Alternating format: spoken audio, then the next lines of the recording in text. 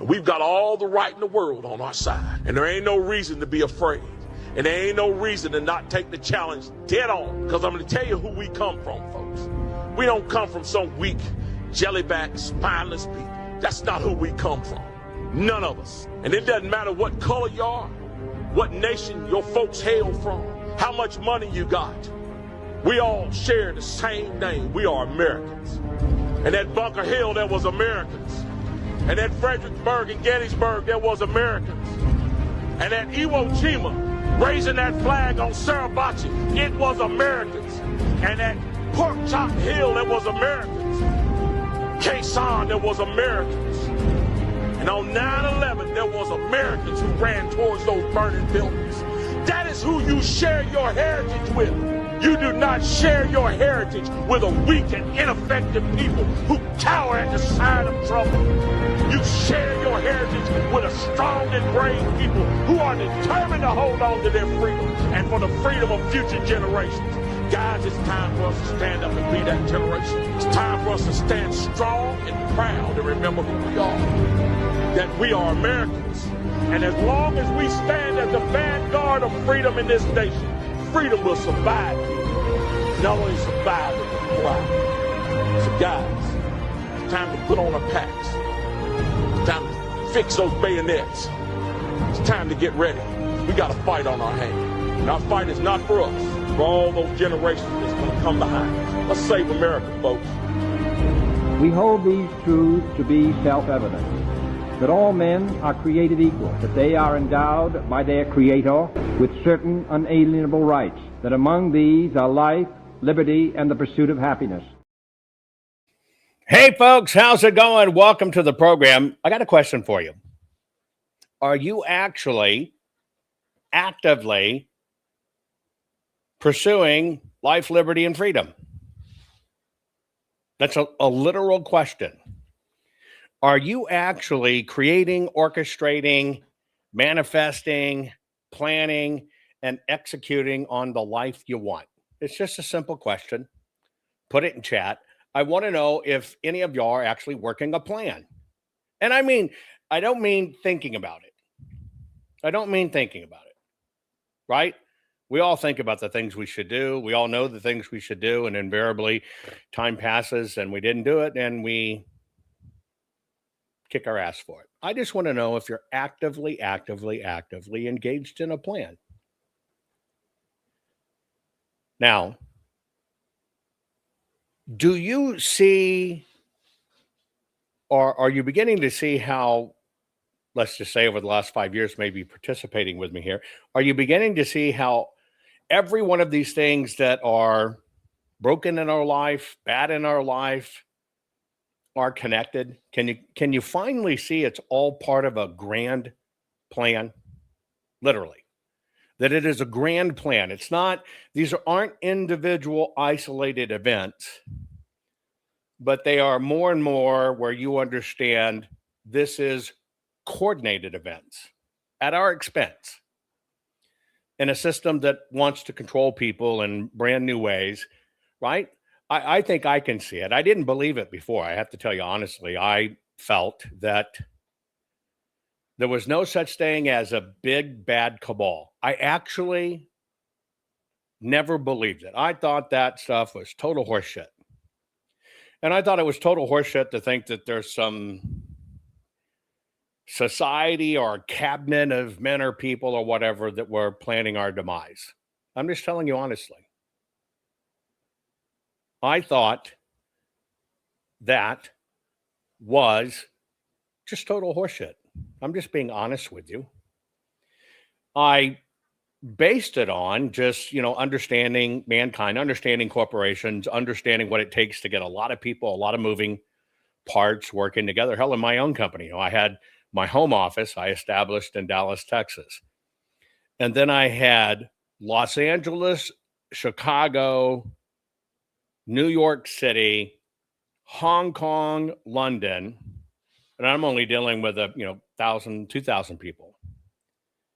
It was even hard at that point to get people coordinated. And even in my own organization, when people had different values and different things at odd, odd. They believed completely different than what you believed as chairman, CEO, and founder. It was a struggle. And so I believed that there's no way it could have been a grand cabal. I really didn't. Then I decided to answer the call for my country. 2020, I saw what went on. I saw it early on. I made a video about it right after the election. Get a call from the White House. They want to know about QR codes and could they actually be dynamically changed, and are people seeing their codes change? And since that's my, patent portfolio that's licensed across every mobile device there is, I was asked to look at it. Gave my answer, put my stuff out, and then it kind of took off in public, and the public is what demanded Arizona, which had the right to do a full forensic audit, demanded that they do forensically and do what I was asking with brand new tools, not the old system tools. And that's how it all started. And even then, I got to tell you, honestly, I'm just being honest, I never thought there was big bad cabal. I really didn't. I was so naive. And then so we get everything, and May 2021. Here we are 5 years later. Start to do the work. And as we start to submit the results, when you find out lawmakers didn't give a shit, and you really kind of get to see the inside working, I realized, wow, this stuff is real. The stuff I used to put out in the bullshit realm that it's not really true. And I realized the hard way that it was true. Very sad, but very true. And so what it did is it caused me to do for myself a mental enema. I can remember being so naive that I actually thought, when we'll just use elections, for example, you show, here it is, here's where it broke, here's what they did, here's this amount, that they go, oh my God, let's get on this. It's not. It's not like that at all. Ever. It's not like that at all. And so I learned a very valuable lesson. Don't put my own expectations, my own standards, my own ethics over lawmakers, because they don't have the same standard. They don't have the same ethics. They just don't. Now, I couldn't understand this. I know you may be the same. When you see something broken, see something wrong, especially criminal, whatever, and you show it, you expect your lawmakers to go, we won't stand for this. We better fix this stuff right now. I know that you would think that way. And we think that our lawmakers think that way. Not at all. So it was very sobering for me. And by the way, thank you for sharing, and share this everywhere, folks. We're only about education here. And today's program, I think, will be very enlightening, and we're not in their club. And isn't it funny? I have learned, yes, that's politics. And to me, to be in politics means you are going in willingly to set your hard stops aside, and you are accepting soft stops or no stops at all just so you can be there. It's been very disheartening. And so for me as a human in this I kind of realized, when it comes to thinking lawmakers are going to fix something, they're not. Therefore, we, all of us, are on our own. Therefore, where we must concentrate our efforts is amongst us, right? And unfortunately, I think everybody elected has a price. And it's a compromise from the start to get in. You're right. Now, in that process, I learned the only thing politicians are truly afraid of is when enough people push back. Then you can move the government. But it takes a lot of people on the same message, synchronized, doing it. That's why we see to us messaging that's synchronized and continually doing it. And you're right, we all need to unite. But I also realized if we want to change anything, all the change begins with us.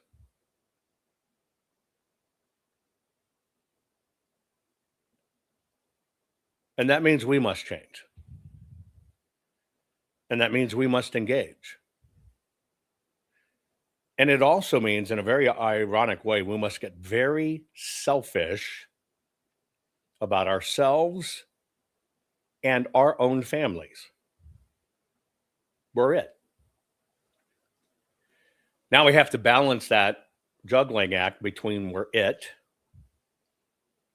and lawmakers are not going to fix anything.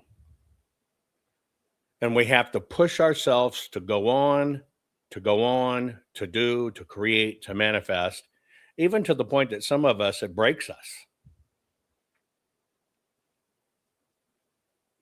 Yeah. And I realize it's not about government. It's about people. The government can only thrive when the people are blind. The government can only thrive when people are complacent and people don't understand the real sense. And yes, when I say selfish, I don't mean self-centered. I just mean selfish. Protect yourself. Think about yourself. I can tell you, I became obsessed with politics and why aren't they moving? And I chewed up years of my life beating my head against the wall, trying to convince people who cannot be convinced no matter what. And I'm not one to waste my time. So it is about working smarter. And even though the old adage is work smarter, not harder, we're in the time where we have to work smarter and combine that with harder if we want to change all this. So part of my commitment to you is to try to give you pieces or things that I keep track of, I trend, I see coming. Remember, my job is intellectual property predominantly. And so I have to be able to see the trends. You know, you don't invent something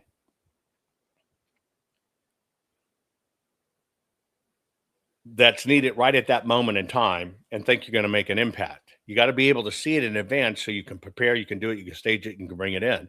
But also at the same time, it is amazing how fast our industry is changing. And when I say our industry, I just mean business and technology.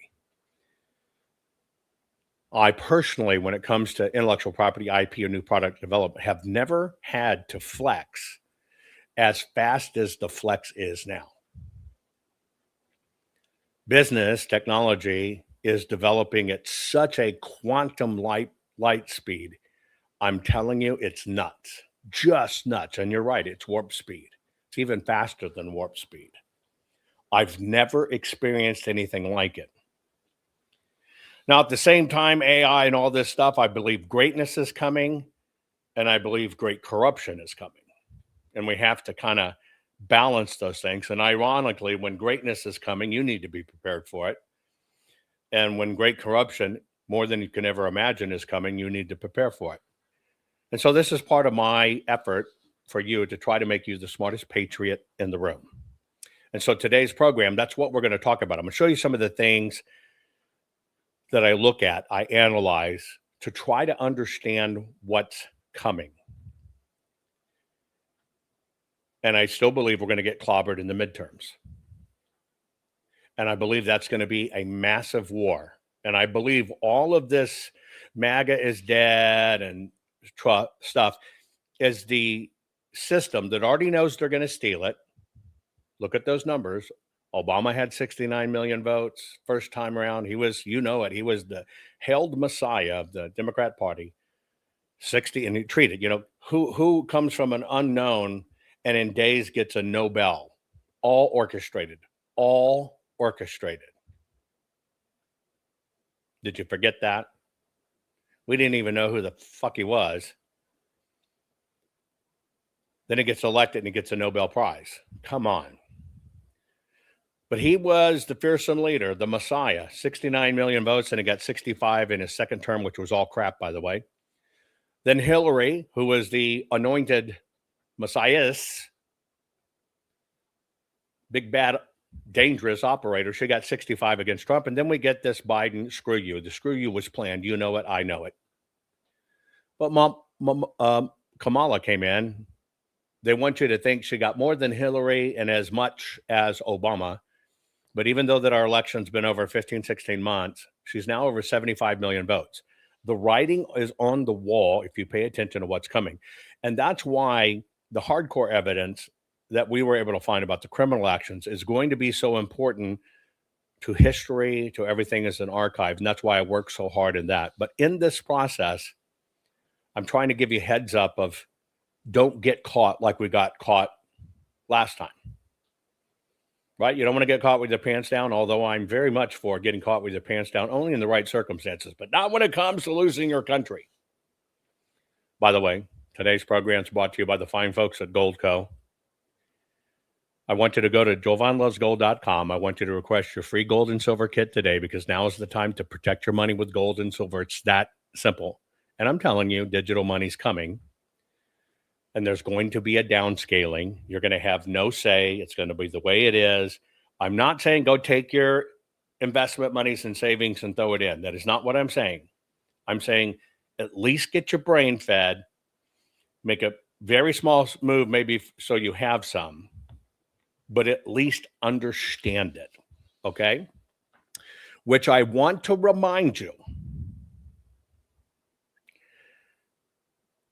A while back, I shared with you, some people can't invest in gold, but if you invest in your time, you can have a lot of gold.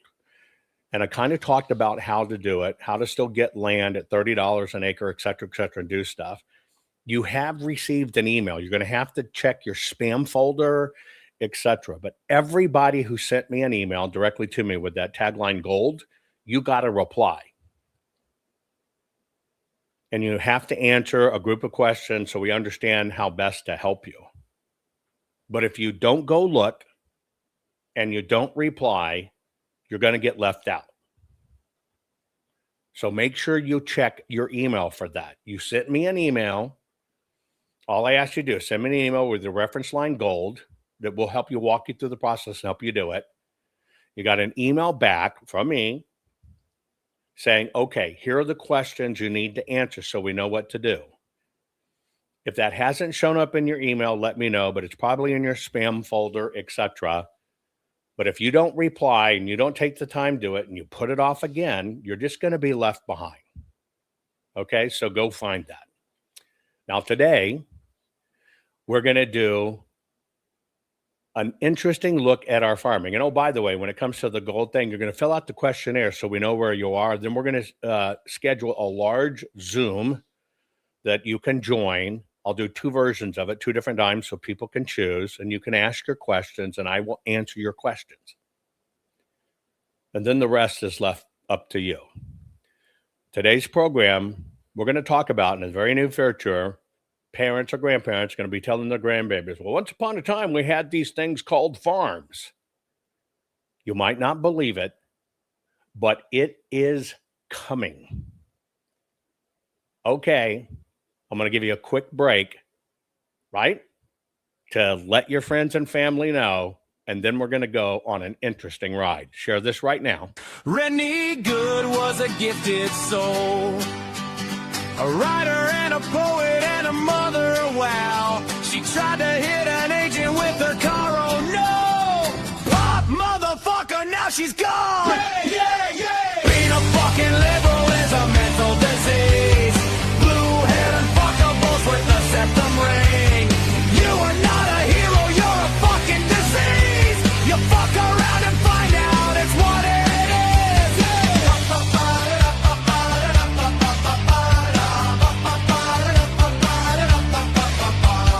Jeffrey Pretty was a Jewish homo. Started talking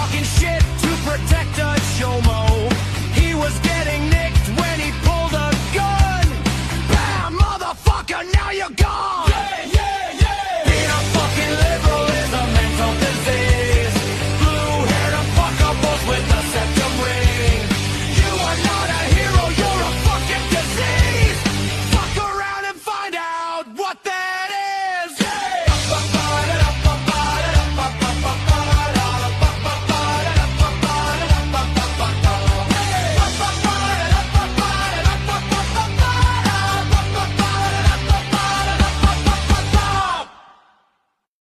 Exposing the ancient secrets of royalty to grow giant fruit in small spaces. You won't believe how easy it is. Hey there, fellow gardeners. Have you heard about Jovan Hutton Pulitzer's new blockbuster book, Ancient Secret for Growing Giant Fruit in Small Spaces? It's taking Amazon by storm. This isn't just any gardening book. We're talking about ancient methods once reserved for kings and queens, now revealed to the world. Yes, you heard right. Royal secrets for your backyard. Struggling with limited space? No problem. This book teaches you groundbreaking techniques to grow enormous, luscious fruits, even in the smallest of spaces. Imagine tricking fruit trees to bear fruit in months, not years, and growing produce up to 100% larger than what you find in stores. Sounds like magic, right?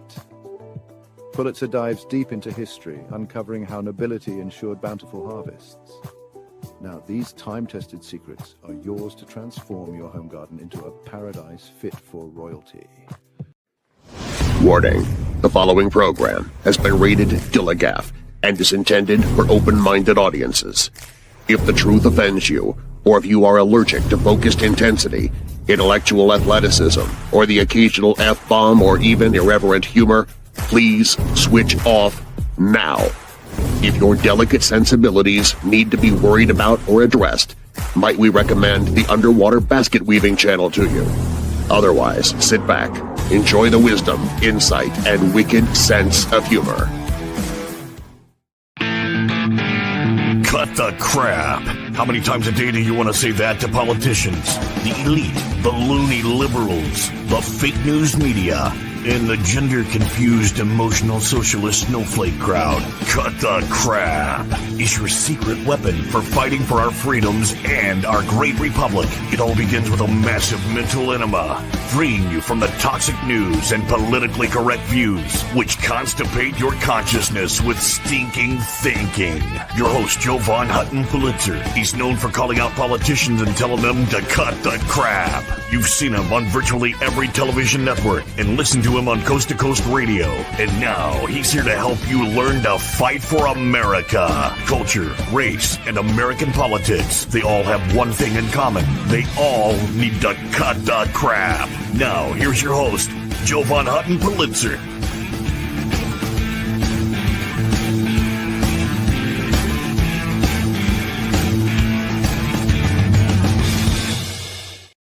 Okay, folks, imagine 10, 15 years from now, people telling their children, well, once upon a time, there were these things that were called farms. That too is coming. We're going to address it. We're going to go through it. I'm going to try to break this down at a pace and show you some of the things that I personally track in an attempt to understand what's going on and what's going to happen to us, and how do we cover our own ass and survive this system. I am all big for getting off the tit, the government tit, that is. When I think about my life, the most fantastic life I think anybody could have would be to control your own water, control your own food, have your land, control your own destiny, have nothing tied to the system. Zero tied to the system. You don't have a local phone. You're not on the power grid. You control your own power, and you have, Starlink, which is independent satellite network. So it's not really connected to the system like your internet dial-up or fiber or whatever the case may be. I do believe that we have to get as far away from the system as we can. We have to reduce the tentacles, the tethers, the umbilical cords we have. Now, I saw somebody over, I guess, on YouTube was making a comment. They were looking for land, and they're asking $10,000 an acre. You got to be smart about land. One of the things I'm personally smart on is land. And if you ever want to drop me an email, I'll be glad to tell you my view and whatever about what you should do with land, what type of land you should have, strategically, what you should do. Many people have been untethered in the workforce because now they can work remote, and many people are leaving their jobs because they're figuring out how to work remote. Right?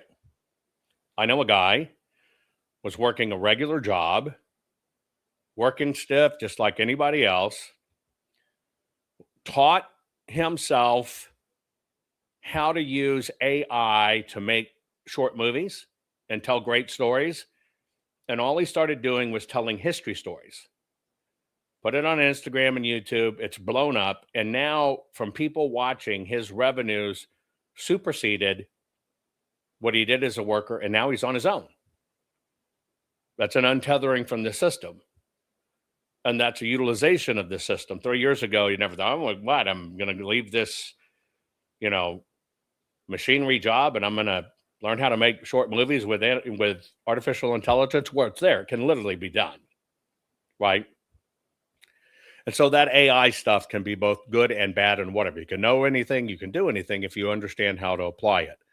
I want to show you some of the people that are actually trying to buck this trend of farms going away. And farming does not and was never like you thought it was, where you got to go out and get hundreds of acres or do whatever. You only get hundreds of acres or thousands of acres or whatever because you want to push people further back from your boundaries. You do not need it to survive. Right? Quarter acre, which is about a family home lot, will forever take care of your family if you understand how to do it. Okay, so don't always think it's big ass acres and land or whatever the case, etc. Right? Not that, because it's much simpler. I want to show you some of the people who have walked away. Now, this one girl you'll like to look at her.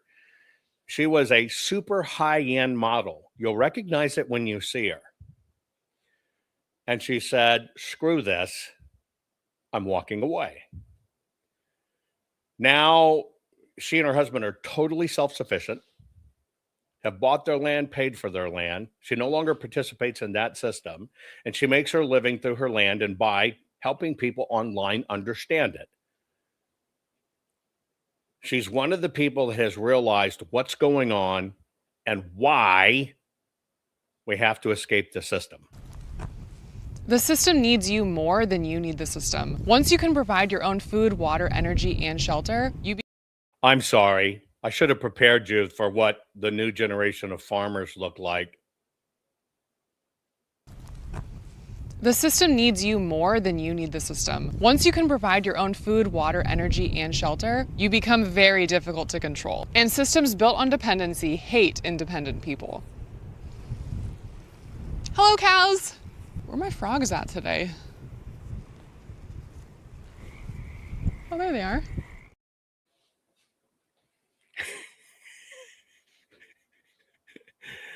I know you instantly thought about planting melons, but people are doing this. And you do not have to be young to do it. But we got a problem. We've lost 536,543 farms. Over 500,000 farms gone. At the same time, we've lost 165 million acres of farmland. This is one of the trends I watch. In fact, I've done a few programs on this topic. Farms are disappearing at an astonishing rate, right? It's all because of human laziness and apathy. That's why you can look at photos of us as humans in general, spring break or whatever, and we're in the 70s and we're all thin and fit and we all look great, and you look now and we're blubbery. Falling for it myself. But the human condition doesn't look for the harder path and doesn't necessarily look for the healthier path. You have to work at it. Is inherently lazy and does things to undermine itself. Humans are the only species that will spray food with poison to stop other creatures from eating it and then go and eat it themselves. You ever thought about just that simple truth? We use poison to kill pests and farming. It also kills the ground, kills everything else. To keep the pests from eating it, just so we eat it and we ingest it and store it in our bodies instead. Humans are the only species that will spray food with poison to stop other creatures from eating it and then go and eat it themselves. It's shocking. It's shocking. 1,900 food production companies in the past year have been destroyed. The two largest egg manufacturers in the United States have burnt down in the past 36 hours. We've had 2 planes smash into meat processing centers. And the only commonality amongst all of them are these 2 things. They make food for Americans, and it's on American land. You think that's coincidence? You think all these fires breaking out in these places is coincidence? No, it's all part of the con. It's all part of the push-pull, and there are big sinister forces behind it. You start to see people like Bill Gates gobble up farmland, and you read what his foundation says about farming. When they say that we're going to have a particular type of agriculture, they want large blocks run by the government or by private consortia where they say we're not going to have animal-based proteins, we're not going to have stockyards, we're not going to have turkey farms, we're not going to have chicken. The academic mind always has the answers, but never in the real world. And they do a lot of damage. Everywhere you look, small and medium-sized farms being gobbled up by these corporate mega farms because they can't keep up anymore. They can't comply with these endless streams of regulations that are coming down. We're seeing that in China now, where these giant mechanized corporate, big government-controlled mega farms are displacing all these little small family farms that families have been farming for hundreds of years, in some cases longer. They're moving them all off their little plots of land and moving them into these big, horrific mega cities that they have built. And we're going to see that all over the world with the decimation of small farms. So if they're not bankrupted by economic forces, the government itself will shut them down. Everything is falling apart. There is a shortage of food. Many people do not have enough money to eat every day. Now, some people think I want to massage your thinking of a small farm. Anytime you hear small farm and what I'm doing today, I'm talking about just make it your backyard. You don't going to have to put on overalls unless you wanted to and you look good in overalls. You don't have to do any of that. This is about survival, feeding your family, and just making sure you can do it. But all of this is synthetic. It's moving in lockstep with the flood of illegals. It's moving in lockstep with the rise of Islam. And as you see those cities falling, you see new laws come in that have no legit reason for being there other than to destroy the farmer. Here's a sample in the UK. My family have been farming here since the 16th and 17th century on the Knockmill Downs, like many of the traditional hill sheep farming families in the area. They're joining the commonage owned or claimed by the Lismore estate. My sheep and the sheep belong to my relations are going back to the 16th, 17th century and have never been fully taken off the hill. They've been on the hill, we've been farming it since then. Now we're at a stage now where the Lismore estate are insisting on raising the rent by 900%. And I don't think personally that's fair.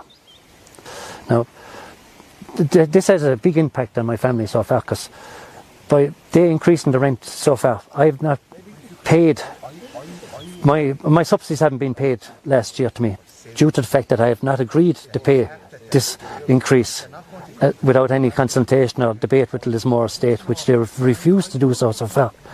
And without my subsidies, I'm basically facing financial difficulties, because that's the only income I have really coming in. I work on a social scheme for the rural development 3 days a week, but my main income is the subsidies from my sheep and sheep farming. I'm a traditional hill sheep farmer. Like, that is my job, that is my living. Like, and if I haven't that, it's non-viable for me to be here, and for my son to continue farming out for future generations, my grandsons.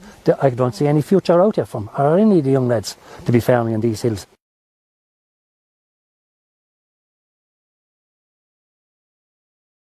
I want to explain to you how this works, and it's going on in Ireland, but let me explain how it works. So I do a little bit of translating, right?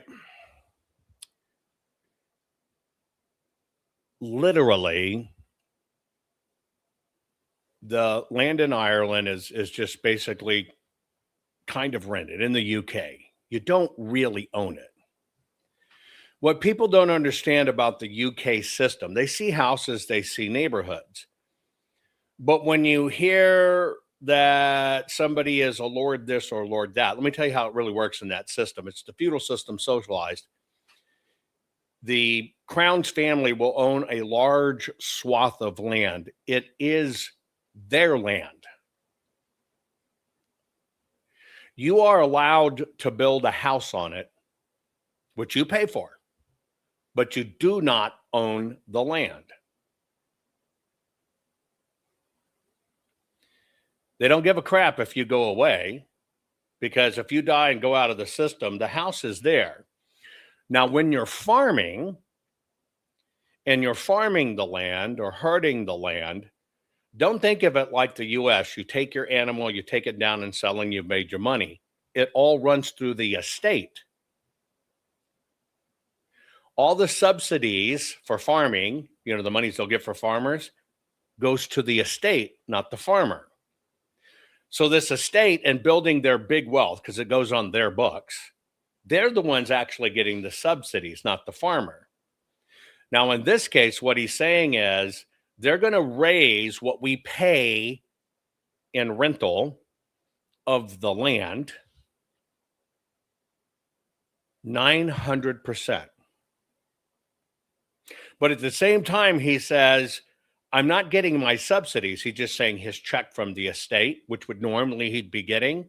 They're withholding my subsidies because I haven't agreed to pay the 900% increase, which they have the right to do. Therefore, they can personally bankrupt him. That's it. Pay or else. That's what's going to happen in the digital economy if you do stuff the system doesn't like. It's already been perfected. Pay or else. So imagine putting everything, your cost, into the land. Yeah, you get subsidies. You're doing it all. Your family's, like you said, been there since the 16th century doing it. And then they decide, nope, which is part of getting rid of farms, it's going to be 900% more. It's unjust. Changes your whole financial scope. Many will take down, but the way they force you to do it is you're not going to get your subsidies, which he basically told you, I haven't, paid him in over a year. I'm fighting it. Well, he hasn't been getting his subsidies either, which means he's getting nothing. That's the squeeze down. That squeeze down is being practiced everywhere. It's part of why the system tells you what they're going to do. You'll eat bugs and you'll like it. Well, they just forget the second sentence. When Klaus and them say you'll eat bugs and you'll like it, they're saying you'll like it because you're no longer trying to eat rocks which break your teeth. So you're going to end up eating our bugs instead. We're going to explore this in depth. I'm going to give you some ways out and stuff, but that's what's going on. Now, in the United States of America, it's happening, a little different plan, but it's happening here as well. Not many people realize our food is being controlled by corporations from seed to supermarket. 4 firms control a majority of global seed and pesticide sales. Just 4 also control a majority of beef at 85%, chicken at 51%, and pork at 66%. When you finally get to the supermarket, it's also just 4 corporations that control 69% of the US grocery market. So I just launched my map of over 30,000 farms and ranches with everything you could want, from grass-fed beef to pasture-raised eggs and raw honey. And already Already 4,000 of you have used it, showing us that shopping local is the future. This will allow us freedom from the chokehold major corporations have on the food system for a better decentralized one. We have to escape. Now, I know you're asking questions. Vernon asked, do we really own our land in the U.S.? You're paying property taxes. Some states are trying to eliminate property taxes, which I think they should. Other states are going to ramp them up because they want control of the land. They don't care if you leave. They get everything left over. They're going to get money anyway. They're going to sell your house, get it for back taxes, and have somebody else come in, and they still got their revenue stream. However, there are ways on those property taxes and stuff to make things go away and make sure no matter what, the government can't take it. I'll talk about those some other time that can be done, but they just don't really want a lot of people understanding how to do that. But it absolutely 100% can be done. But 4 corporations are doing that to us. Now, what we're facing right now, you might not connect with everything that's going on. But I want you to understand, 5 years ago, something very interesting happened. And in order to get these farms, the single largest manufacturer of fertilizers, right? Single largest manufacturer of fertilizers buttoned up. This was a consolidation play. What you also don't understand is farmers in system, when they get bailout loans, they are forced to adopt new ways. And a lot of those ways include, you're going to use these fertilizers. You got to make sure you use these fertilizers on your land. And by the way, every year for those fertilizers, they're called inputs, $375 an acre every year. And they've got to use them. That's just the fertilizer inputs. That's how the system's trapped and capturing. We've got a situation which most people aren't paying attention to, that I want you to pay attention to what you're going to be taught here. This is going to happen. I am totally against fertilizers. Do not use them. Do not need them. We don't need them. They're killing our land. You just got to get smarter on it and understand how to do it, which you can, and you can grow your own soil. But pay attention. I don't want to scare you, but food prices are about to skyrocket. I hope I'm wrong, but I think that in the next 1 to 3 months, we could see food prices rise as much as 50% or more. So while everyone is watching the war, gas prices, and the stock market, almost no one is talking about the fact that 30% of the world's fertilizer supply is produced by the UAE, Saudi Arabia, and Qatar. Fertilizer, if you didn't know, is made from petrochemicals, the same natural gas that moves through the Strait of Hormuz. With shipping through that region now heavily disrupted, fertilizer prices are rising. One report has already said that fertilizer prices are up 77%. And as we head into spring, the growing season, farmers are now being forced to pay significantly more. This means higher cost to grow food, which usually leads to lower crop yields and higher prices at the grocery store. We saw this back in 2022. Remember when egg prices doubled after Russia invaded Ukraine? Well, that was just one country disrupting one major supply route. Right now, Iran is attacking 4 Gulf states simultaneously, and the Strait of Hormuz sits at the center of the most important global shipping corridors. The government is obviously aware of this, but I'm guessing they don't want people panicking at the grocery stores before it actually hits. So the impact's only going to get greater. We do have to go what we're going through and eradicate what's funding terrorism. Everything's connected. It's all part of the plan, period. Diana, love you big time too. Thank you. Have a safe trip. But you understand what I'm saying. We're going to get caught in this. For a very long time, I have begged you to pay attention to this stuff. It's why I did the various books I did, like the Food Forest Bible. This is different. This, if you really want to do the work and the planning, a type of garden you plant once and it will forever produce. By the way, they knocked it off. I did an ebook. I'll never do an ebook again. They took the ebook, they cracked it, knocked off the food forest part of it, but not how to not use pesticides and all that. So make sure it's my name on the book right?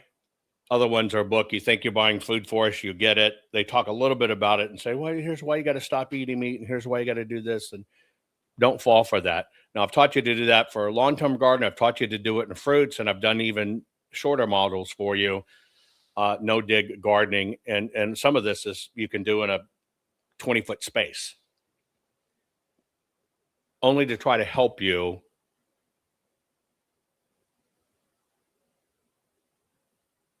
do whatever you can to set yourself free. I want to give you some stats. Just so you understand what I'm talking about today, there is going to be a time when you're going to say, people are going to say, well, we used to have these things called a farm. Just like trying to teach young kids what a rotary phone is, or they don't even know what a payphone is. A pager, what's that? A typewriter? You've seen it. You've seen it. I want to give you some figures that I just want you to understand, please. Okay? Right now, the consolidation effect, okay, of what's going on with our food supply is very close to 95% consolidation. Somebody mentioned rabbit poop being on Etsy. You can either buy rabbit poop on Etsy, or for the same price for that bag, you can buy a rabbit, which you can have at your house in your backyard, and you feed them the grass clippings and all your leftovers, and you make it continually for yourself. Just FYI. Here's what's going on. We're going to look at 25 through 26 corporate data of what's going on, okay? What is considered highly concentrated, meaning there's the economists worry about, is that you got a 60% concentration level. We have reached that. If you go back and look at reports about it should never, moderately consolidated industries is 40%. Highly consolidated industries are between that 40% and 60%. 60% and above are holy shit. But you know what I'm saying? Period. And by the way, if you think rabbits aren't kosher and you're Jewish, you have free will. Don't eat them. Get hungry, do eat them. It solves itself. You follow what I'm saying? So right now, let's look at seeds and what is called agrochemicals, the stuff, the implant, right? There's only 4 big companies. It's already happened. 4 big companies. Bayer, Corteva, Syngenta, and BASF. And BASF is the one that stopped producing fertilizers. Right now, those 4 control 56% of global commercial seeds. They control 61% of global pesticides, meaning this has already happened. Now, if you're watching some of these countries, when somebody has a small farm and they're growing heirloom seeds, you know, the stuff you pass on, like I grow my great-great-grandfather's okra. It's from the early 1800s. Keep the seeds, keep them in the freezer, you can do it. But let me tell you something. Again, the blueprint's coming, why you need to pay attention to seeds, and I did a program on seeds that you need to understand, okay? Period. But in the UK and other places, if you now sell your heirloom seeds, you have to register with the government. They know where you are.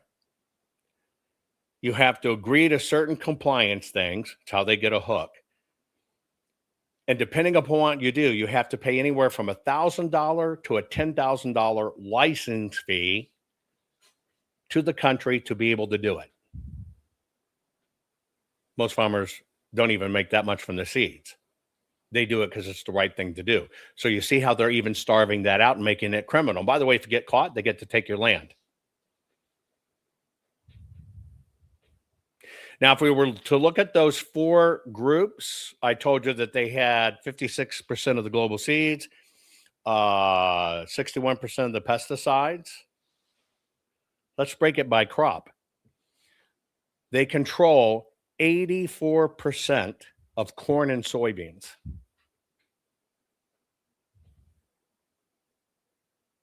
Already. I told you 40% consolidation is when the economic alarms start going. They already control 84%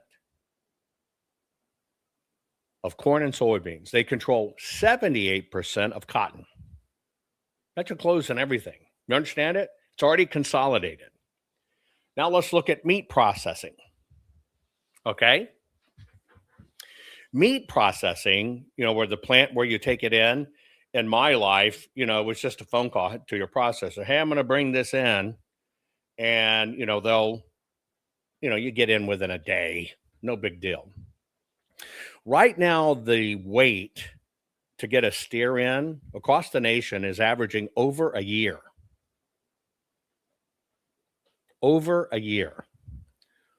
Now, what happened is new regulations, new stuff, but Tyson, JBS, Cargill, and National Beef have now consolidated 85% of the beef packing industry, 67% of pork, and almost an equal amount in chicken. So they bought up the processors. I know people in my life, I'm headed this way too. You're going to build your own cold room and you're going to have your own processing. You might hate to do it, but you're going to have to do it. Family's going to go together. In one of my family places, the neighbors already did it. They basically, tiled and built a meat processing room only for the family, not for resale to the public, where it has all the devices and tools, and you butcher the animal stuff and learn how to do it. That's been consolidated. Now let's talk about where you get it. So even though seeds have been consolidated, fertilizer's been consolidated, processing and packaging's been consolidated. Okay. Well, let's look at your grocery store. Again, it has been consolidated to four companies: Walmart, Kroger, Albertsons, etc. Four. They control 70% of the grocery store market, and in some states, it's 90%. Right? Farm machinery, again, has been consolidated. Buy your tractor, buy your whatever. It's been consolidated to 43%. The animal pharmaceuticals, they can't afford to have any animals go away. They're feeding them poor feed on poor land. It's making the animals sick. They have to douse them with antibiotics to keep them alive. Well, that field got consolidated. Now they're over 50%. At the farm level,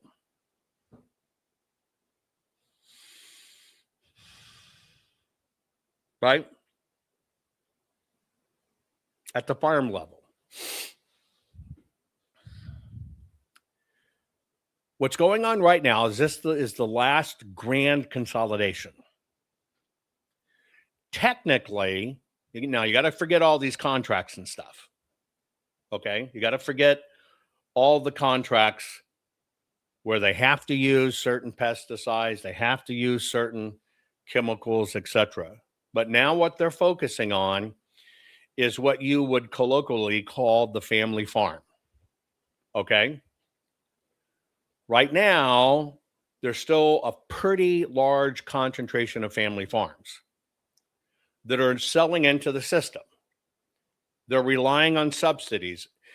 If you're not able to sell your corn because something's going on, which by the way, Bush Obama did with ethanol, that was only to suck up the corn supply. And it drove feed prices through the roof. You do understand that. There is no benefit to ethanol in our fuel products. In fact, it destroys your engines, your rings, your soft pieces in your engines. But the Bush-Obama combination, oh, it's green and we're going to save the planet, we can grow our fuel. Well, they forced ethanol, which actually destroys your engine. But what they did is they sucked up the corn supply. Corn prices had to double. Okay? Last year alone, 2025, we lost over 15,000 farms. 15,000 farms gone. Okay? So it is estimated that that last part of grand consolidation will probably happen, and I'm only talking about the USA at this time. That last part of the grand consolidation is underway right now. The math and the science show that that consolidation will be complete in as little as 5 years. The longest it will take to consolidate is 15 years. So it might happen as fast as 5, but it's guaranteed to happen by 15. And at that time, our system on all levels of productions will be fully controlled. Those are the stats. You need to understand it. That's why I keep on saying you have got to do the end round. You got to take care of yourself. You have to take care of yourself. Right? Couple of chickens will give you all the eggs you need. You have to take care of yourself. You do understand if everything went to hell in a handbasket, if you had 2 or 3 chickens, you would still be able to eat and survive and take care of yourself and produce food. Even if you ate only eggs, you're going to be totally fine. You understand that, right? But this is what they don't want. This is what they don't want to happen. This is why I do what I do. Now let's go back in time and let's look at this grocery store segment, and then I'm going to show you some other videos and we'll be done. There were mercantiles, think Little House on the Prairie. There were always mercantiles, where you got your cloth and where you got your nails and where you got stuff like that. There was always that. Those were the people that would specialize in things that you needed to run, right, your farm.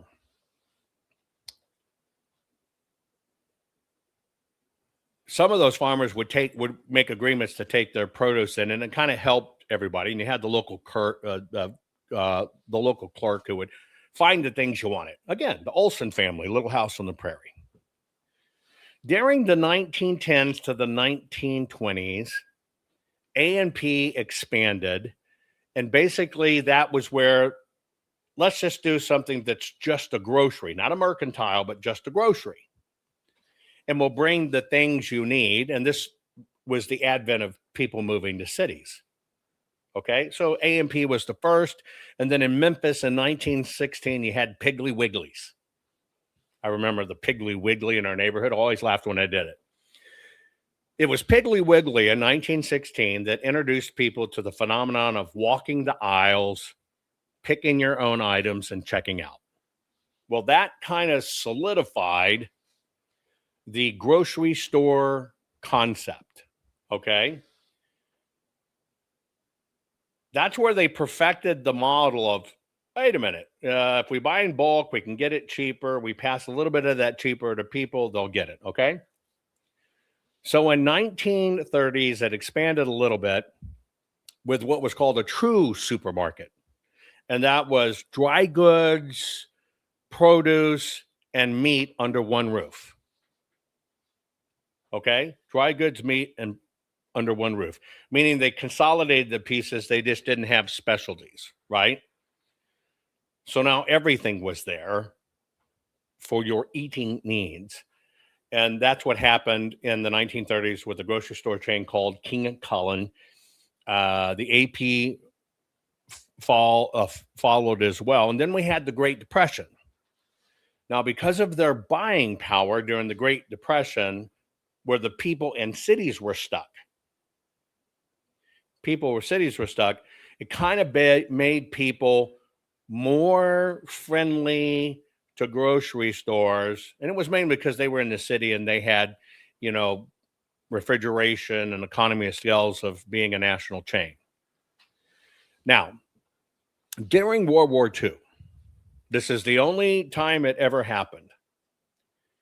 During World War II, when there was, pickup metal for the war effort, women working in factories for the war effort because the men were away, our home gardening skyrocketed. Neighborhoods, entire neighborhoods, right?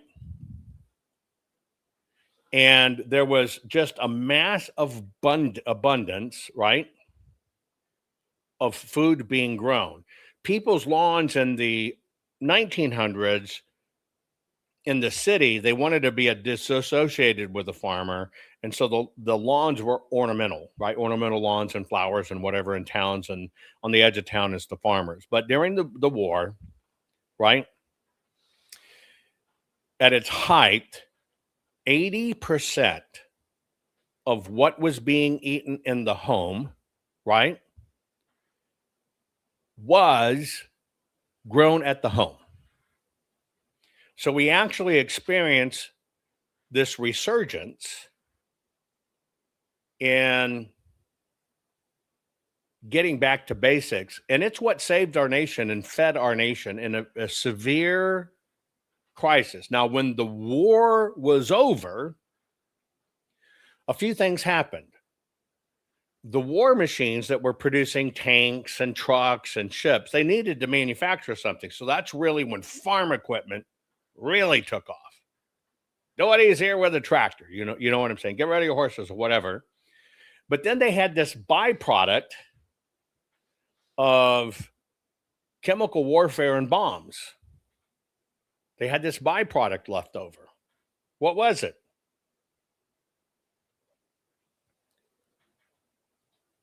Fertilizer.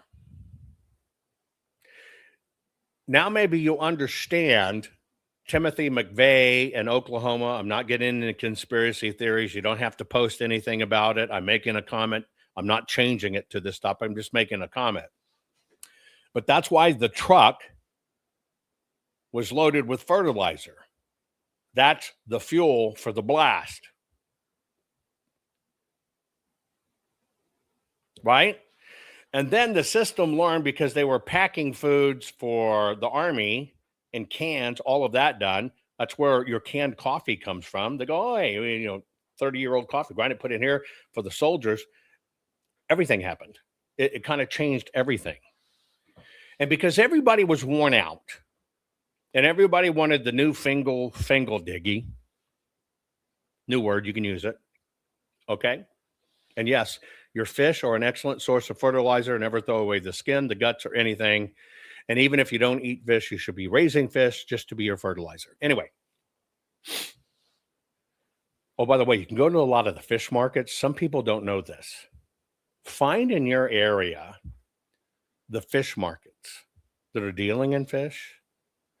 You can actually, if they haven't already committed it, you can go get barrels and barrels of the guts, the heads, the scales, and the tails, and it will smell like shit. But you can get it, right? And you can do two things with it. You put it right in your rows with your crops, and then whatever you don't use, you let it rot and become this gray, sticky brown soup, and it's just as good. You can do that, just so you know. Okay, so we had this post-World War II decline. Everybody's worn out, everybody was stressed, and everybody was working their ass off to survive. And we did it. And we did it. What happened? A rush in the system told you it's been hard. It's been hard for the country. You've gone through hard times. Let us do it to you, whatever. and you can get it in a can, you can get it fixed, you can do this and whatever, and we'll do it all for you. So backyard gardens basically disappeared in suburban homes. They were everywhere. And you traded your backyard gardens for lawns and patios and decorative plants. Edible gardens went away, and rose gardens took up, and our food became an industrialized commodity.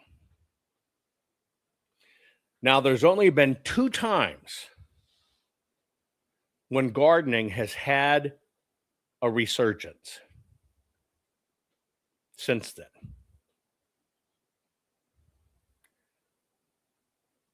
The 2008 recession and the 2020 pandemic. But see, the problem is people only learn when shit hits the fan. Period. When shit hits the fan.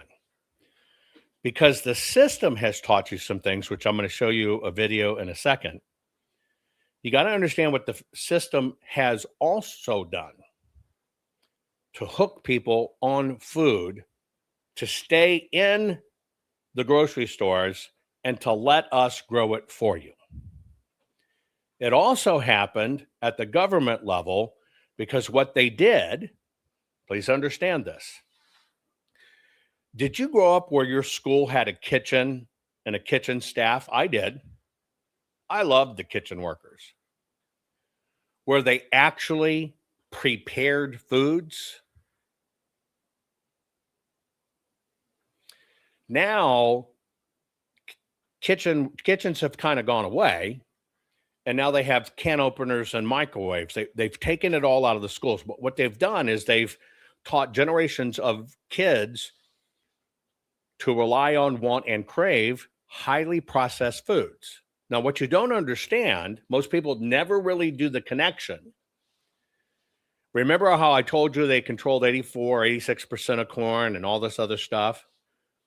The processed foods are made from those various conglomerates that control all of that.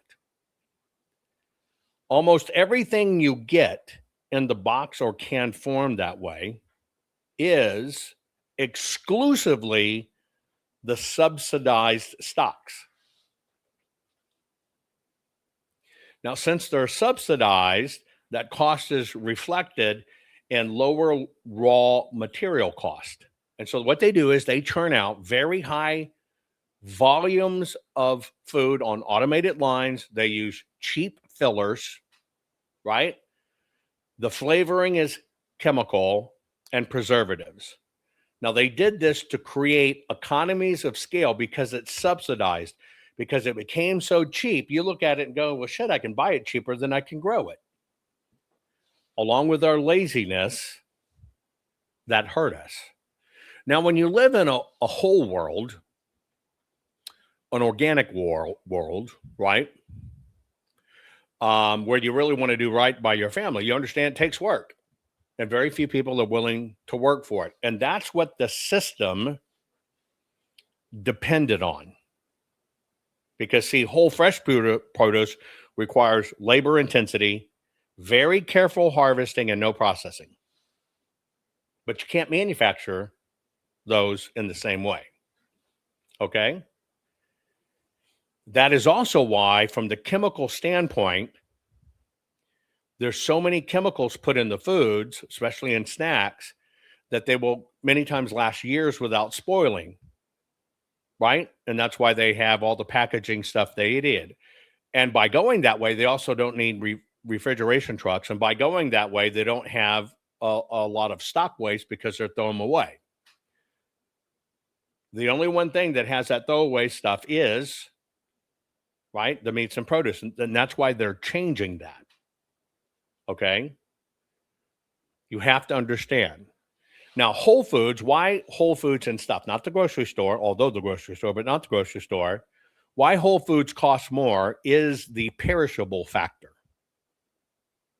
Because they will perish. That's it.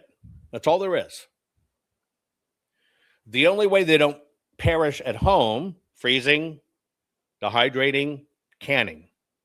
None of your food, any food you have to have, right, has to perish.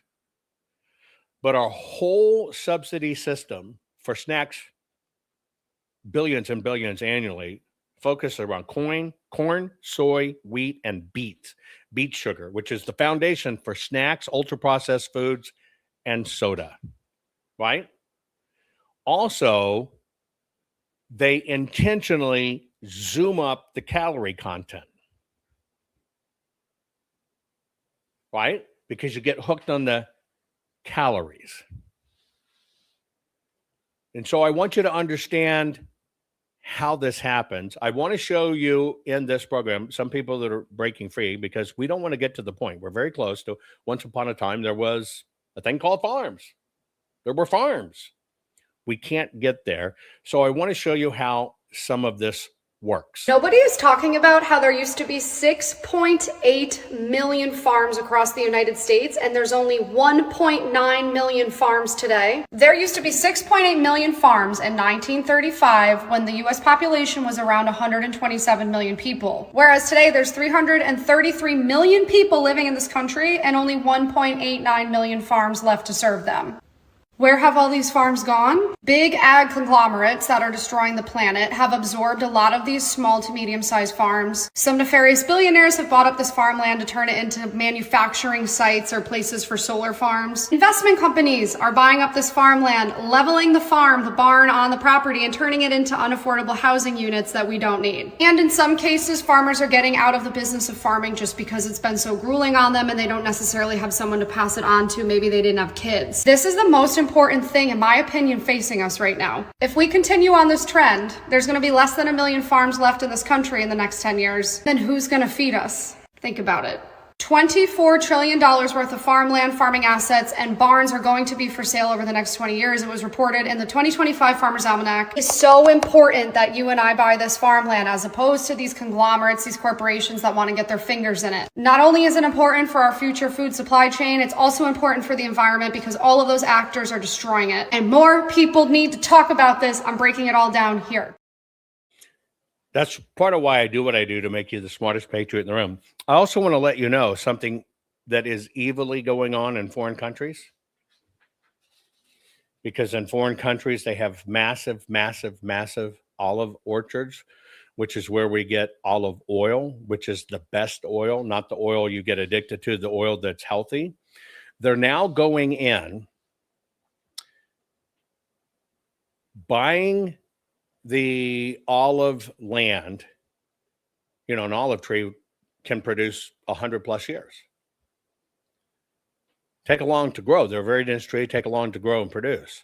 They're buying up the olive land and then going out and ripping out the trees just to keep us on seed oils. That's another thing that's happening under the radar. They're running around buying up the olive orchards so they can keep you using toxic machine oil. It's happening. It's sad, but it's happening. Since 1980, the cost of soda, which is a corn product, has gone down 7%, and the cost of fresh produce, which we don't subsidize, has gone up 40%.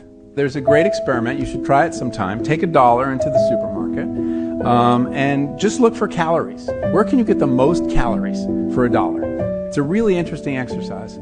You will find that if you go to the snack food aisles, you can get about 1,200 calories for your $1. But if you go to the produce section, you can only get about 250 in carrots or broccoli or something like that. Same with liquids. You can get 700 calories of soda for your $1 versus 150 calories of orange juice. You see how it works? It's totally how it works. Now, what you got to do is you got to try to, I'm going to give you a few alternatives right now that are kind of bridging things, right? And you're right. Evil never rest. Evil never rest. Evil's goal is to control you, and it feeds off your misery. Okay? It feeds off your misery. So I'm going to give you a few things. I'm going to show you what it means to eat local. I'm going to show you what it means to take control of yourself. And I'm going to show you a bridging technique that you might consider. Did you notice there's no flies, there's no smell? These are unvaccinated, unmedicated, no pharmaceuticals, none of that. In this episode, I sit down with farmer Joel Salatin. He and his family... Yeah, they found when they didn't give farm animals factory food stuff and all the other things that they say you got to give your pigs and chickens, it's an interesting thing. There aren't flies and a lot of the smell goes away. Did you notice there's no flies, there's no smell? These are unvaccinated, unmedicated, no pharmaceuticals, none of that. In this episode, I sit down with farmer Joel Salatin. He and his family own Polyface Farms, and he's the author of 17 books, including Everything I Want to Do is Illegal. I want to add something to this as you watch this. One of the trends is you start a farm. You learn to grow things, and then you bring other people in to teach them. So it means, and some of these people have little tiny homes, little cabins or whatever. And basically, it's like a farming vacation. Instead of going to the beach, you're going to go to a farm, and you're going to learn to grow food, how food's made or whatever. It's a very rapid growing trend. Okay? It's a combination between recreation, farming, and whatever. And by the way, it's a great way to pay for your own farm. It's like a B&B, but it sits on your farm, and when they come there, they're farming with you. States like Oregon, etc., have begun to outlaw that. They've begun to outlaw destination farms. Now, I want you to think about that. Somebody's own land, they're growing, you're going to eat whole foods, you're going to stay in a little cabin or something, you're going to learn something, doesn't affect anything else, but they're making it illegal to have one of those. I want you to think about that. Did you notice there's no flies, there's no smell? These are unvaccinated, unmedicated, no pharmaceuticals, none of that. In this episode, I sit down with farmer Joel Salatin. He and his family own Polyface Farms, and he's the author of 17 books, including Everything I Want to Do is Illegal, War Stories from the Local Food Front. You can't have a porta potty, so now you're at $50,000 to put in a certified septic system in order to have a kitchen that passes compliance. Salatin believes that what America desperately needs is a food emancipation proclamation, which basically says you and I can engage in a food transaction without the government's permission. In my lifetime, I have watched this erosion of farmer access to retail dollars. Meanwhile, we're seeing farmers go out of business hand over fist. The average farmer is now 60 years old. So in the next 15 years, half of all America's agriculture equity is going to change hands. The question is it all going to go to Vanguard, BlackRock, Bill Gates, the Chinese? This is American Thought Leaders, and I'm Yanya Kellick. It's coming. They're doing everything they can to stop it. I think people, when I do this, and I say, you better take control of your food. You better learn how to plant, regular garden, long-term gardens, fruit, and whatever. You better learn how to do this because it's coming. And it's like people don't believe me. But I'm only giving you a tip inside my world that I watch. Remember, I'm a futurist. Think about what I do. I'm inventing patents that are for the future of what's going to happen and be in the middle of it. It's how I think. And I don't think people take it seriously enough. Seriously enough. By the way, any of my books, you make sure my name's on there because they will copy the shit out of my stuff. I mean, look at this. There's the Food Forest Bible. Look at that. This ancient knowledge never existed before, put together in encyclopedia, how-to, easy to understand, great photo styles. But let me tell you what happens with people. This is a full color book. This is the hardbound. Okay. With the type of paper, so you can take this outside. It's visually driven so you can understand it. And I don't want you flipping back and forth in a book because you don't have the time to do it. So if a certain plan is needed for a certain thing, for a certain chapter, it appears in multiple chapters, but it's all driven by plans, by techniques, by everything. It costs a lot to produce a book like this anymore. And if everything goes to hell in a handbasket, it ain't popping up on your iPad or your phone because they're not going to work. But how bad and corrupt the system is, right? There you go. They will copy it. These are opportunists, will copy it, call it the same thing, put it out for a fraction of the cost, deliver you a lesser product, hoping you don't know the difference. I learned my lesson on this one. People say, well, I read ebooks. I did not want to release an ebook. I released only the hardbound first. This is a massive book, right? And it's all about the plans and how to do it and the plans and everything else. I give it to you all, right? You can see how other people did theirs. I show you all kinds of techniques so you can just kind of understand other stuff, right? The system, the pirates of the system rape this stuff, give you crap. But I did. I tell you, I had a thing. I heard people say, well, I only read ebooks. I don't do hard books. I don't do that. I like ebooks. So I did an ebook. And the moment I did ebooks, bang, it was copied. So I don't do that anymore. Now, some of them, I'll do a smaller format one like this one. This is the, where you don't want to have to plant and dig. A lot of people just don't want to dig, etc. And so for what I call the laziness factor, I'm trying to find a particular shot here. I go through layering everything you do, which builds your compost, builds your soil, everything else. But this is no dig, no weed. But the reason you can't find it in ebook, which I'm not going to do, is because I don't want people reaping it off, because all they're trying to do is misguide you. And then I did giant fruit the same way, right? Same way. I did release paperback version, though, in an attempt to bring the cost down. But when we're dealing with fruits and vegetables and flowers and identification, I want to let you know, I can't bring myself to do black and white versions because you can't see the nuances in some of the stuff. In this one, I think I did a black and white version if you want it, because it's fairly easy to understand. But in the other stuff, the more sophisticated stuff, I couldn't do it. But the system wants you to stay away from this. The system wants you to stay away from it. So now you kind of understand what's going on. Here's what one family grows in their little spit of land. Here's what it looks like to grow and preserve all of our own produce for a family of 6 on 5.5 acres of land.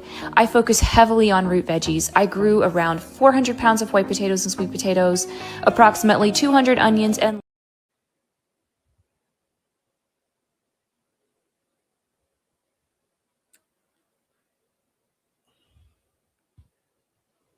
literally hundreds and hundreds of pounds. And you can do it. You possess this skill. We just don't possess the work ethic or the desire. That's what we have to undo. Here's what it looks like to grow and preserve all of our own produce for a family of 6 on 5.5 acres of land. I focus heavily on root veggies. I grew around 400 pounds of white potatoes and sweet potatoes, approximately 200 onions, and lots of butternut squash. These crops store so well in our cold room, no preserving needed. I grew 120 pounds of carrots to store in plastic bags in a refrigerator in our basement. These will last all winter this way. I canned up gallons of tomato products, marinara, barbecue, ketchup, and more, along with zucchini relish, pickles, green beans, and raspberry jam. My berry plants gave me bowlfuls of raspberries and strawberries that I store in my freezer, along with sweet corn, green beans, broccoli, and more. This year we grew dried beans and dent corn, which are phenomenal self-sufficiency foods because they can be dried in the garden and then stored for years at room temp without spoiling. I harvested and dried herbs over the summer and now have them stored away in glass jars for teas, medicine, seasonings, and soap making. Now, she's what they now refer to as a trad wife, a traditional wife, who you see her putting the work in, and yes, it's hard work. You do understand that people are doing this together. Families are doing it together. Neighbors are doing this together. You can load share, crowdsource the work, right? I know people that, and they don't have farms yet, but somebody buys a case of something. Yeah, makes me tired and overwhelmed. You don't have to be that way. You can throw sovereign parties. And what that means is one person's going to go down to the farmer market. They're going to buy the big case of tomatoes, let's say. Then you can find your local farmers. You can do it all over. One's going to buy a case of yams. One's going to buy a case of green beans. One's going to buy a whatever, right? And people get together, right? People get together. And as they're sharing food, they're cutting and they're canning, and everybody pitches in, and it all goes its separate way. It's a canning party.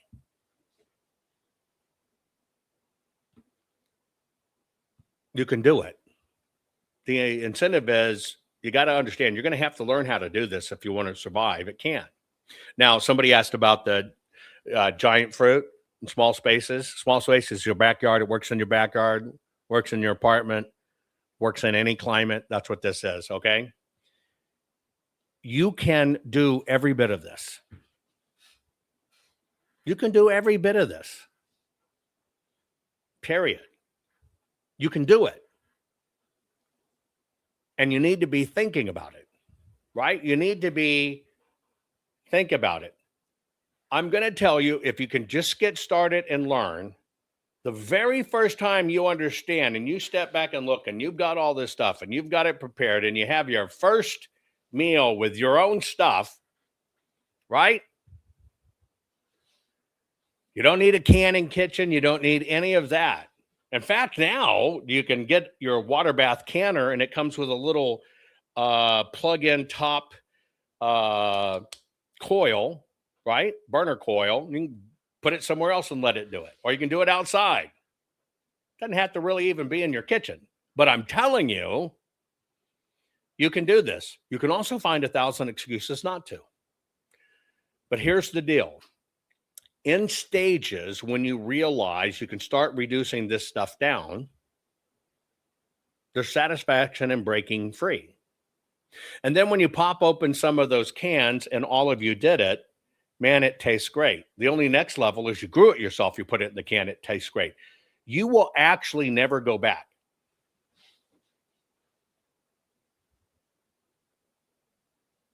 It's the truth. You will feel like you've come home.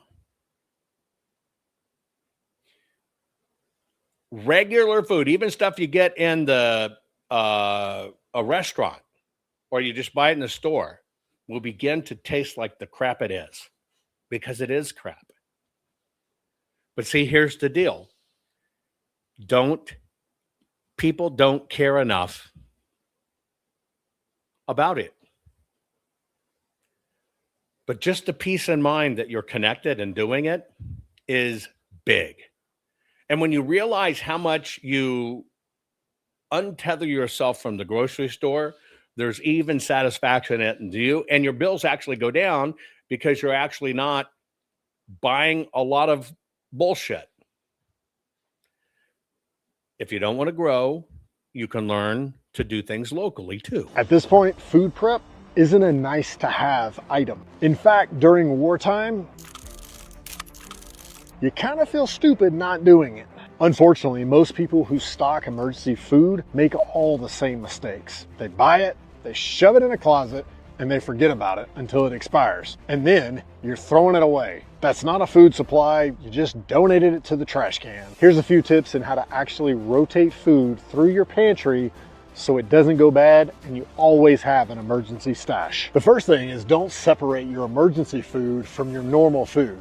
Keep it in the same place. In fact, your pantry is your emergency storage supply system. Buy what you already eat and make sure you add a few of the staples like rice, beans, canned protein, oats, and peanut butter. Then, as you go about your life, always use the oldest items first and make sure you replace it on your next trip. Think about it like a savings account. If you eat one, maybe replace it with two.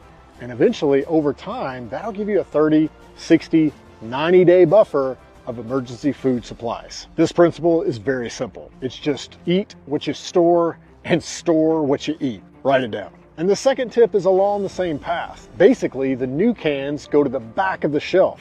So as you buy them, put them in the back, move the older cans forward. Grocery stores do this every single day. It's called first in, first out, or FIFO. And if billion-dollar companies use it to keep their food from going bad and keep their profits up, you should too. Number 3, write the purchase date on every single item you buy. 15 seconds with a permanent marker the day you bring it home takes all the stress out of remembering when you bought it and when it's going to expire. 4th, make a scheduled time to check your pantry. Check it every few months. Pick a Saturday and just walk through your pantry. Pull anything that's going to go bad in the next 60 days and use it that week, and then replace it on your next grocery trip. That way you guarantee that nothing is spoiling and nothing's going bad and your money is not getting wasted. That's it. Really simple. No spreadsheets, no apps, no freeze-dried buckets, just a marker, a system, and 10 minutes every 3 months to make sure your supply rotates through and you don't have to worry about throwing away emergency supplies when they spoil. All right, stay sovereign, friends. So this is how I grocery shop without a grocery store. And until I get my own farm, this will have to do. I care so much about where our food comes from, how it's grown, how it's processed, and of course, why it costs what it costs and what impact it has on the soil. And I'm not farming yet, but this is my in-between. I order our groceries online through Azure. It's not like a typical store at all. It's more like a co-op, more like a modern food co-op. You order online, then once a month, you meet at a local pickup spot where you get your groceries, you pick your nearest drop ship location. It sounds really complicated, but once you do it, it's so simple. This video that you're watching right here includes 2 months worth of my family's shopping hauls. These are a lot of our household staples. I focus on simple, basic, single ingredient foods like flours and oils and beans and fruits and meats. All of those things. With these single ingredient foods, I make our food from scratch as much as possible. Juices, smoothies, baked goods, breads, stews, everything. I'm trying to figure out a more accessible way that I can break these videos down and show you exactly what I'm cooking, how I use all these ingredients, of course, what it costs, because I know that's very helpful. A lot of the items are a bargain compared to big stores, but then other items cost more up front, but they're way higher quality. So it ends up holding more value, and a lot of times they last way longer. But all these foods are organic. Many of them are regenerative. It's good for the soil. It's good for your body. This food is like medicine. So I can't make this video and not acknowledge the fact that healthy food is not accessible to all. So if you are able to access healthy food, you could try this food for yourself and maybe share some with the family. It's not about perfection. It's about intention. But if you have the means, please share. So until I have land, soil, and a farm of my own, this is how we grocery shop, and hopefully it's helpful to you. If you want to try Azure for yourself, then all you have to do is just comment food, and I'll send you a whole link with instructions to break everything down for you. It's a crazy idea, but hear me out. No more grocery stores, just small local farms. This is what a typical grocery haul looks like. To get it out of the way, it is much more expensive and less convenient. One of the biggest differences has been getting all organic, seasonal, local produce. You see some of the most major differences in nutritional quality and freshness, like this heirloom variety of watermelon. Conventional produce does not have black seeds like this because they are controlled by the big chemical companies. Difference in quality of meat too is major, especially the colors. The difference between regenerative practices and industrially farmed meat is literally night and day. I have missed some of my favorite tropical fruits like avocado and banana, but it's been awesome to get closer to the source of my food and see how it's properly grown and raised near me. I found all these products using the localized farmers market app. So there's alternatives out there if you don't own your land. One of the things that I've designed and will do this summer at one of our family places, we have an old cabin. And the cabin is on a pier and beam structure. So you can do this anywhere you have a pier and beam structure. But some of the old linoleum on the floor is going to be replaced anyway. And while that's coming out, and you can see down the couple of 3 feet below the house, I'm digging down 8 feet. Just about the size of a closet.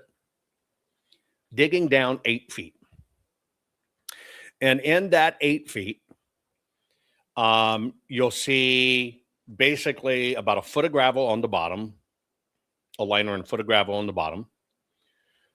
The walls get a piece of the, you'll call it styrofoam, but you can put them right against the dirt walls, and then you can stack cinder blocks up, whatever you want. You don't have to mortar them. You don't have to do anything.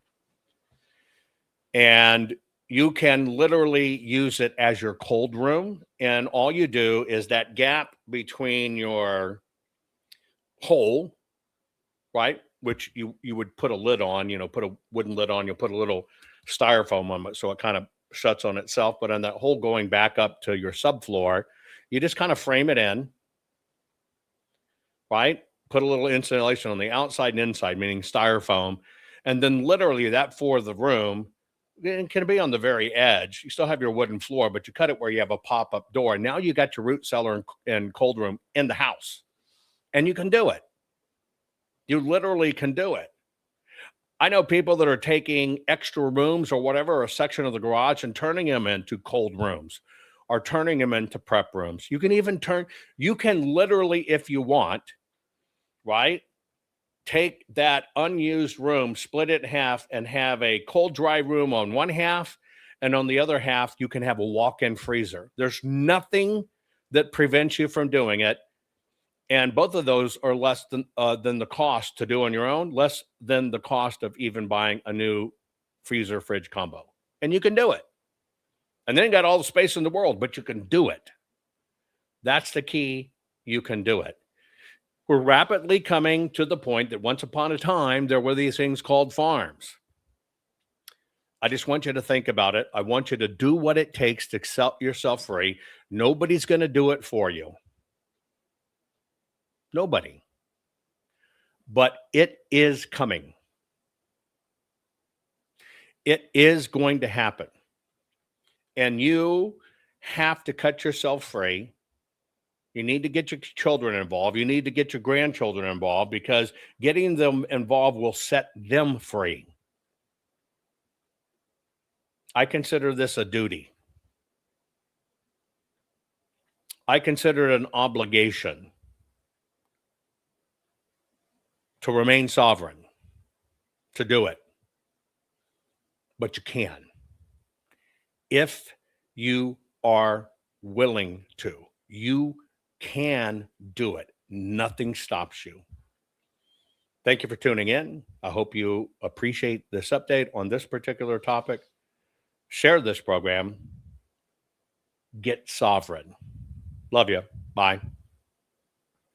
This crazy world is telling you your sons can be daughters and your daughters can be your sons. When will the madness stop? Never. So you have to decide, will you comply or defy? They tell us all, you will own nothing, eat bugs, and be happy. Is this why America's largest food processing plants and food supply plants keep burning down? Do you really think this is a coincidence? Of course not. The system is telling us right to our faces what they have planned for us. You have a choice. Comply or simply defy their plan for us all. Defy the system's plan and execute your own plan. Abundant, safe, secure natural food supply. Introducing the Food Forest Bible. This bestseller by Jovan Hutton Pulitzer is the single most complete, executable, easy-to-follow plan for sustainable, self-managing food production for self-sufficiency and food security. For the first time ever, a coffee table, heirloom quality full color book which unlocks the ancient secrets of creating a food forest. Imagine planting in a way which requires no digging, no pesticides, and creates massive ancient food abundance. No fooling. Food forests are the ancient secret to planning and planting once. And have your own Garden of Eden, which will feed your families for decade after decade. Buck the system. Buck the New World Order and order your very own copy of Jovan Hutton Pulitzer's Food Forest Bible. Learn how to create a sustainable, self-managing, natural food production for self-sufficiency and food security for your family. Side yard, small yard, backyard, backlot, or even lots of acres, the Food Forest Bible works for everyone. Order on Amazon, hardcover, softcover, or ebook. Don't comply. Expertly defy the system.